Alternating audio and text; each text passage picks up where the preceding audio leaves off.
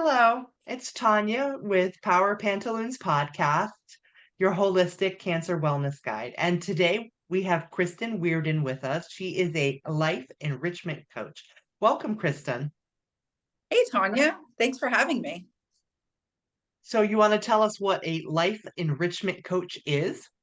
Absolutely. So, what I do is it's a combination of life coaching, relationship coaching, and basically helping you get to where you want to be in life, enriching your life.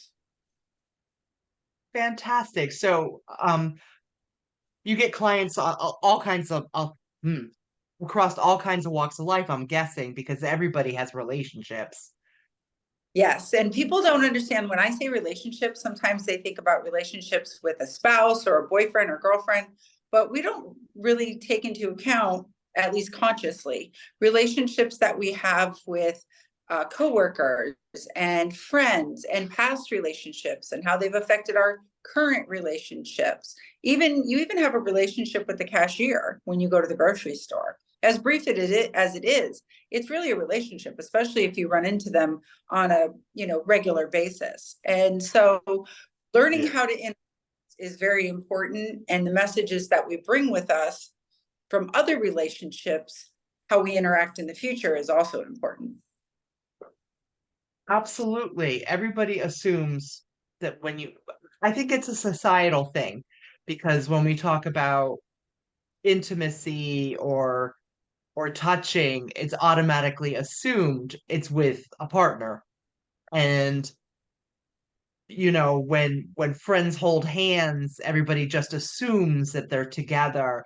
So societally, we kind of look at the one relationship as the only kind of relationship that we have. Correct. Yeah, there's, and you're right. I think it is societal for sure. So, what kind of programs do you have? Right now, we just are getting ready to launch next week the Wisdom with Kristin program, which is a daily video. So 6 days a week, you can log in and see a video of me giving you tips about everything from self-esteem, motivation, understanding how to work a schedule, realizing there's not that many hours in a day if you overbook yourself, and also things like grief and coping with situations of loss. And then on Sundays, we get together and we have conversations about during the week. People can also put in the chat if they have questions throughout the week. And then, of course, I'll answer those as they come up.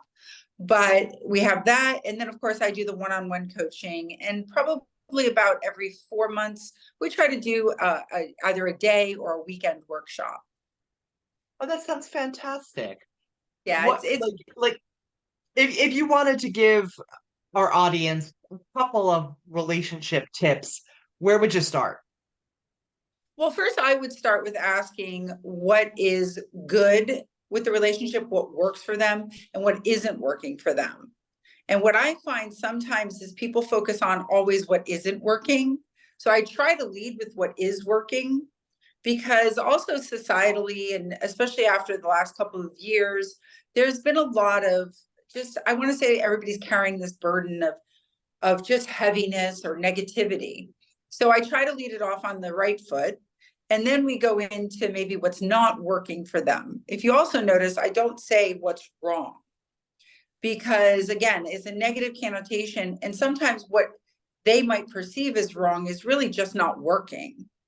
And it could just be broken. I mean, I've worked with people that have tried to stay together and it was just broken.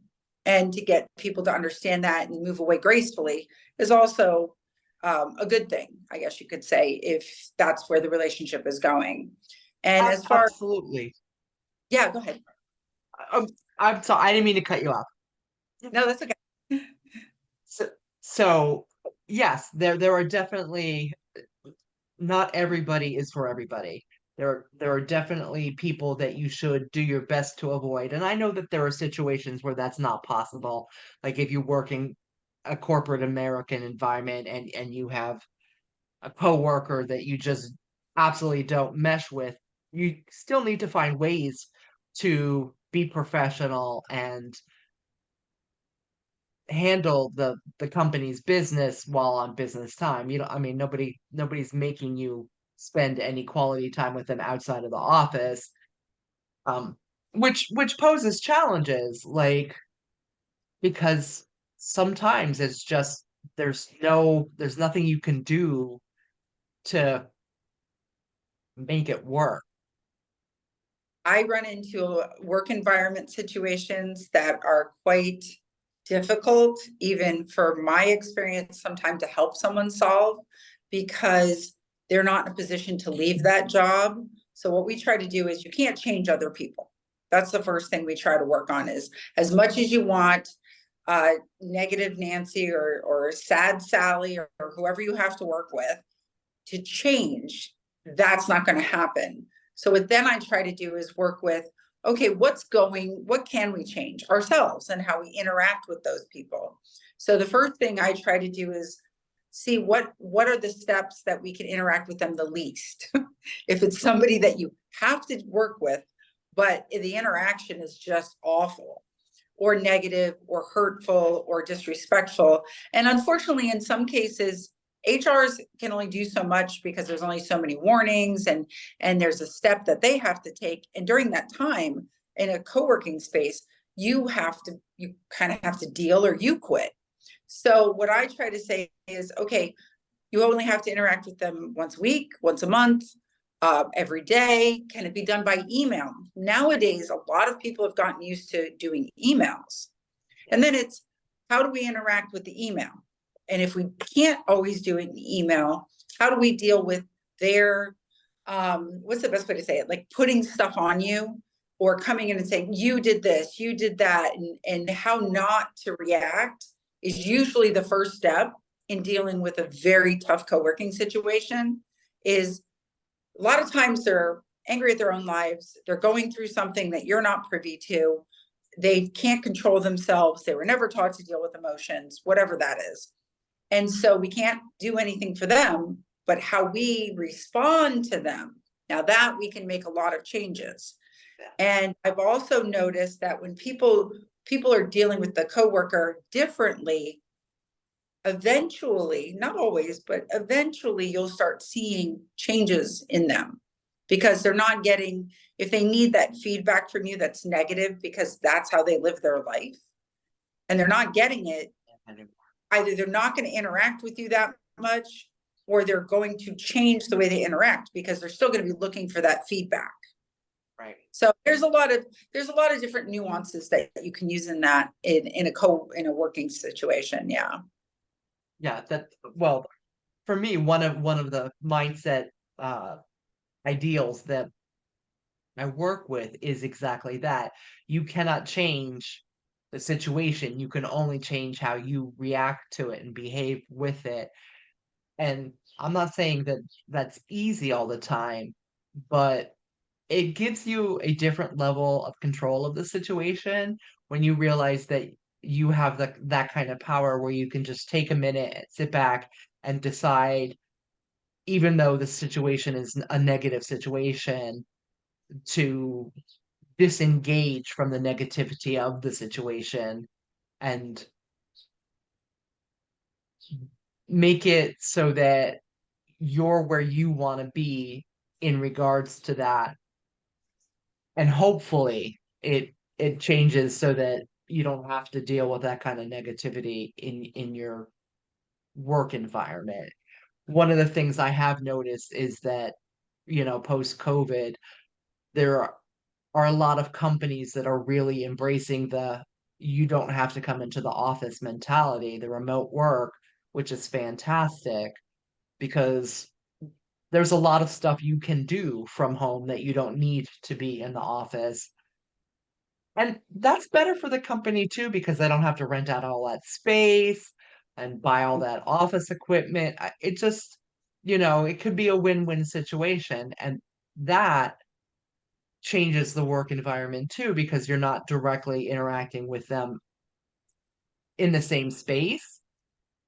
Yes. Zoom calls, Zoom meetings, and stuff like that is a different kind of etiquette, and it's easier to put yourself on mute and stop the video so you don't have to look at them and things like that, unless that's mandatory in your meeting, which sometimes it is.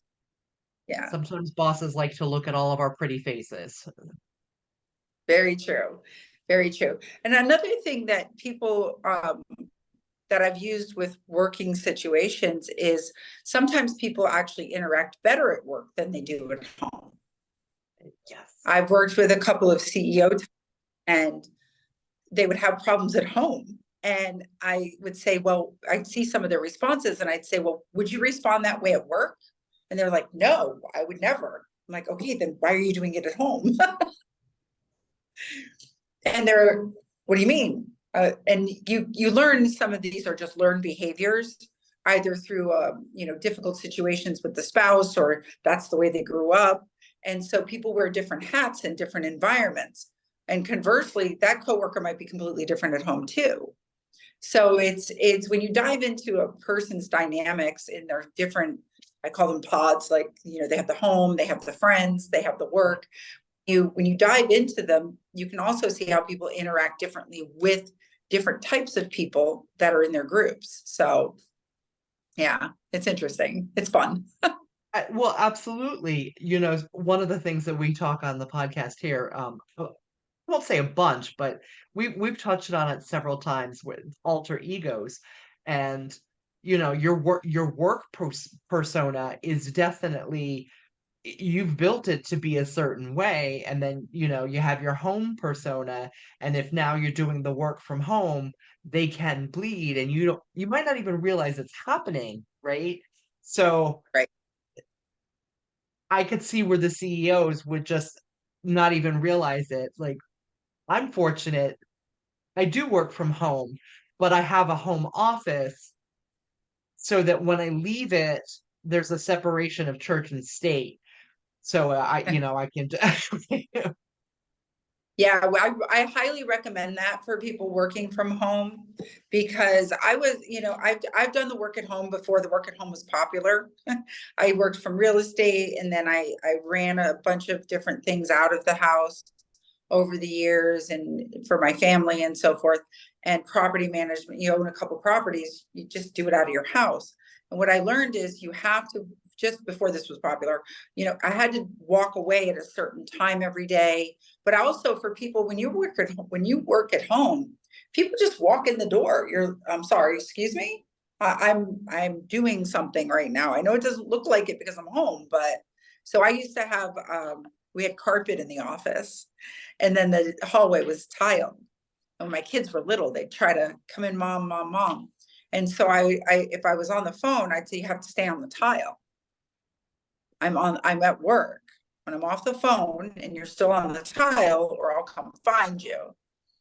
And so it took a little while, but it really, even when I talk to moms nowadays, I said, you can, when you're doing something, as long as you follow up as a mom or dad or parent, anyone, don't lie to the kids. They don't know what a minute is most of the time. So I will come see you when I'm off the phone, or I will come see you or find you after X amount. And as long as you follow up on that, they get trained like that. They'd rather do that than get yelled at, mom, mom, mom, mom, mom. You just have to know the words to use and the way to approach it and then back it up. Because even with adults, if you don't come find them, they're going to be like, hello. So we just forget with children to do the same thing. But I wholeheartedly agree. You need to have that, close the door and move on. I have people who they have one bedrooms and they work from home. And I tell them, if you're going to work from home, then you need a space that's dedicated and you don't do anything else there. You don't eat at it. You don't do any of that stuff, because then it becomes your table. It becomes all of these things. If you can, even if it's just one of those corner fold down desks that screw onto the wall, when you close it up, that's done. It's a great mental thing too, to just be done with that. And then okay, I saw something recently that about doctors. When they have the lab coat on, they're doctors. When they have the lab coat off, they're civilians. And Yeah. don't ask doctor questions when they don't have the lab coat on. It's a way of respecting people's spaces. So at home, it's just respecting your boundaries for yourself and your sanity for sure. Absolutely. I was going to say boundaries. It is it's personal boundaries. So you have boundaries with your emotions and how you're treated. You can Right. set boundaries on your work environment versus your personal environment versus whatever. Absolutely. And where was I going with that? I was going somewhere with that. Um, I don't remember. We all do it, you know, it's sort towards the end of the day. Heck, it happens to me in the beginning of the day, where all of a sudden we're like, what was that thought I had? Okay, it'll come back later. Or it won't. I mean, And that's I okay. I could totally blame it on, chemo brain, but you know, we're 16 years out. Maybe we can't blame it on that anymore, right? But sometimes I feel like right after the cancer, it was really bad. And sometimes I have moments and I would rather blame it on the chemo than the age because we're still only 24, right? Uh, hello, of course, of course. I mean, I I'm just, I'm young. Let's not talk about my kids' ages because you'll figure it out. But absolutely, I'm the spring chicken. Yeah, all right, kitten, let's go. He would like to participate. Oh, I was doing videos the other day for the website, and I think I was probably working on patience, right? And all of a sudden the dog starts barking out of nowhere. And I'm like, what are you doing? And so I was like, okay, he'll stop in a minute because I think he just thinks somebody's home, right? And he stopped, and I'm like, okay. So I keep going, and finally I was like, all right, guys, I got to come back because I don't know what he's barking at now because he's not a barker either. So I went, and of course he just thought somebody was home. And I'm like, nobody's home, dude. Like, so he ended up sitting next to me the whole time. I'm like, well, obviously somebody wants to be here. And we just, again, one of those challenges from working from home, having kids, having pets. It's a good thing almost that we had to deal with the work from home and getting used to Zooms and the whole COVID situation, because we also had to find a diameter of ourselves that we didn't tap into before, and then learn how to work with people around us instead of just in a cubicle. And I don't know, I think there's some good things that really did come out of that whole, unfortunate situation. That yeah, we got to learn how to work with screaming kids in the background when you were used to being in the office 6 days a week. It was a struggle, but I know people got through it. I also was working remotely before COVID happened, and I find that a lot of people were able to adapt to it, but if we're talking about relationships, not having coworkers to talk to, and a lot of Yeah, people were not in situations where they had community in their house. yeah.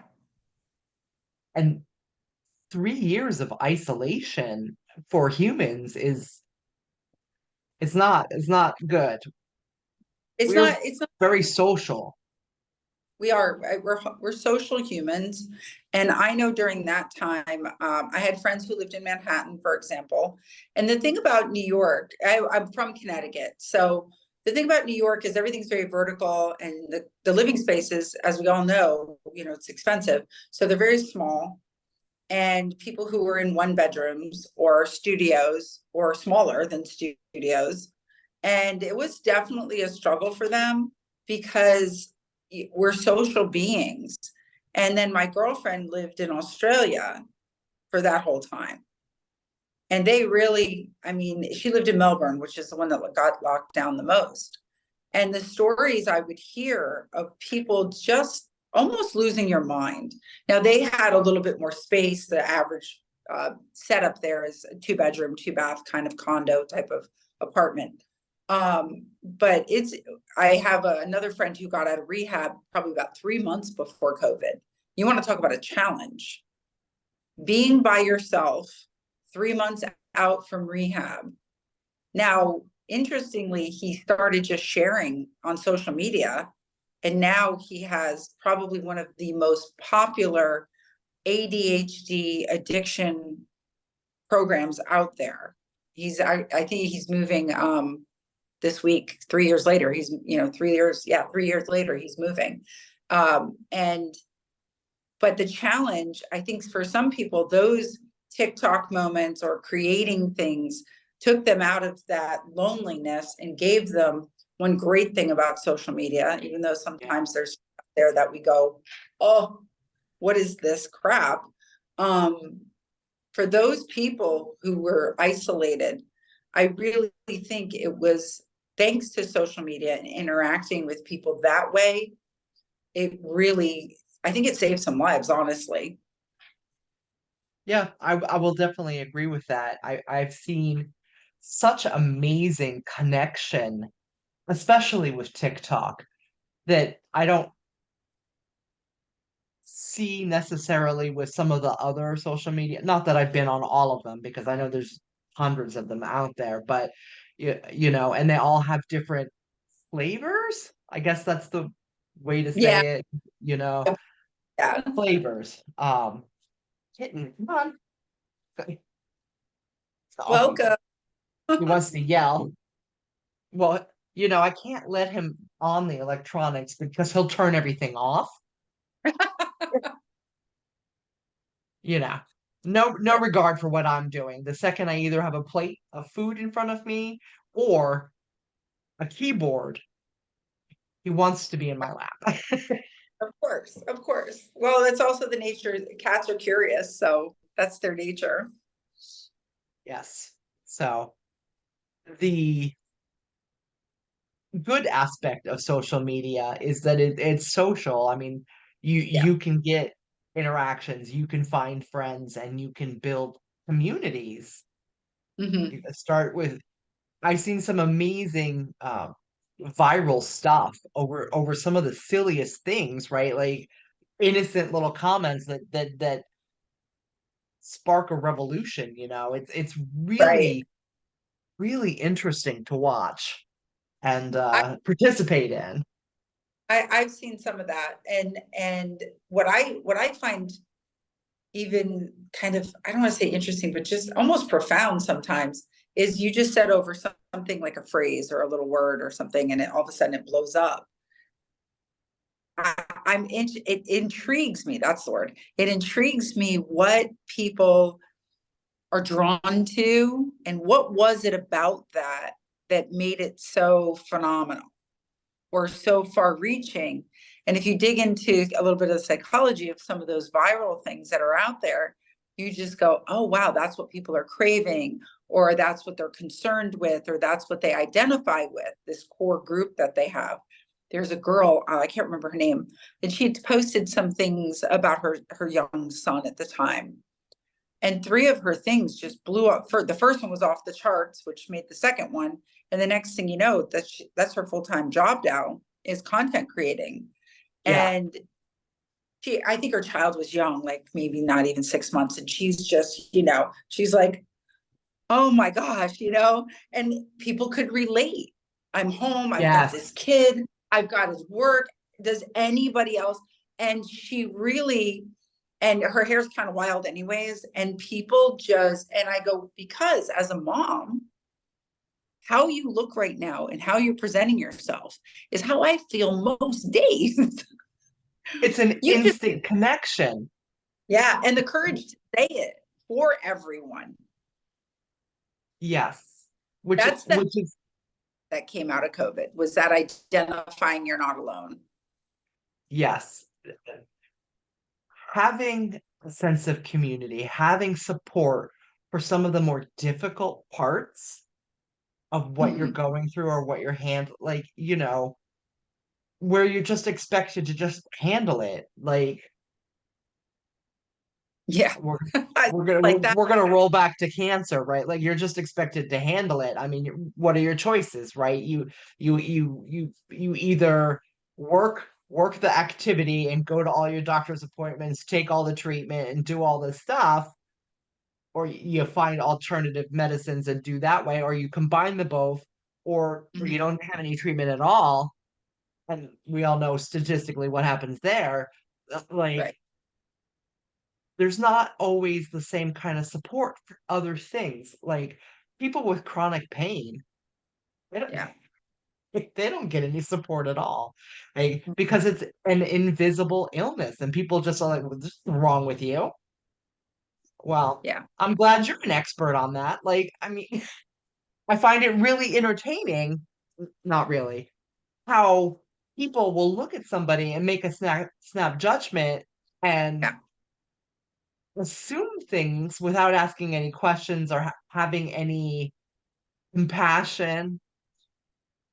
Yeah. And I think the older people get, usually, not always, the more open they are to just how wild the ride of life is and how difficult some people have it. I mean, we all have points in our life where it's the bottom. And then we have beautiful moments and it's hills and valleys all over the place. You never know what somebody is handling or dealing with. So I advocate to be kind all the time. I 100% right behind you on that. There, and it's free. Being Yes. kind is, it doesn't, and I know a lot of people aren't fans of him, but I was listening to Andrew Tate did an interview with somebody, a very famous podcaster, Paul something, Paul PB PBT, I think his name is. I can't remember. And I just happened to find it on Facebook. And I caught this part that said, well, jail. How did he get through jail? And he said, I'd made a choice to not let things get to me and being nice to the girl, the old lady who brought the food. He was in Romania, so they do things a little differently there. And like, oh, thank you so much. This is like the best whatever I've had. And he said, by being positive to other people, my mood improved. Yes. Yes. I've I've heard this before. I try to stay away from negative people and transmute whatever comes my way. But I've noticed that bad day can roll into 6 bad days if you're not careful. So if you're having a bad day and you go to the grocery store, might as well be nice to the lady behind the counter. It can't get Yes. any worse than you. And why give it to somebody else? Obviously, that's not cool. But I notice when I'm like, oh, hi, thank you. And I just put a smile, little things like that just instantly boost your mood. And I've dealt with some pretty negative clients. I'm not going to lie. And I have one I'm dealing with now. And I just keep telling them, listen, I get that you feel after everything you've been through that, something else is going to happen. Somebody else is going to, not pay you or not come through for you or try to steal a client. I did real estate for 30 years. You want to talk about losing clients? That was like half the job. His clients going with another realtor. Yeah. I said, but if you keep saying that, you're going to make it happen. Yes. Yes. You're going to just Absolutely. brought into, and I just want to shake her sometimes. But I said, and you know what? Worst case, you give somebody information and they go out and do it themselves. You've improved their lives. If they don't turn around and pay it forward, that's on them. Yes. But and I gave her some business tips, obviously. But I said, if something happens and somebody steals your idea, or and now you're just so worried about it happening, you walk around like this. Well, how can I accept business if I'm like hiding behind myself? I can't. Yes. Yep. So, Absolutely. and I think that goes for a lot of things. People don't apply it in all areas. That's another thing we work on. Going back Yes. to the stereotypes or not. Again, people sometimes are better at home than they are at work. Um, Yes. but just kind of being more consistent with how you treat people, the amount that it improves your life it blows me away. Tremendous. Yeah, it's absolutely tremendous. So, Kristen, it was absolutely wonderful to have you here. It was an interesting and excellent conversation. I hope the audience gained something from it. Thank you for being here. Thank you. And it's been a great conversation. I really appreciate you having me on, and I can do it anytime with you. This is great. Yeah, we'll do it again. We'll do it again. Thank For you. sure. Thank you. Goodbye, Bye-bye. everybody.